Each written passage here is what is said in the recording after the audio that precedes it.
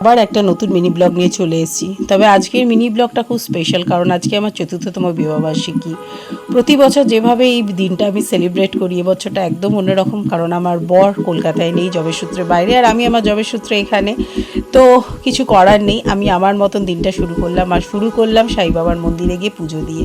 যে আমার বন্ধু, যার কাছে কাঁদি, হাসি, যার সাথে সব কিছু শেয়ার করি, তার কাছে পুজো দিয়ে আমার নিজের মনে একটা অদ্ভুত স্যাটিসফ্যাকশন লেভেল তৈরি হয়েছে। আর তোমরা জানো আমি কতটা এদের দুজনকে মানি, লোকনাথ বাবা, সাই বাবাকে।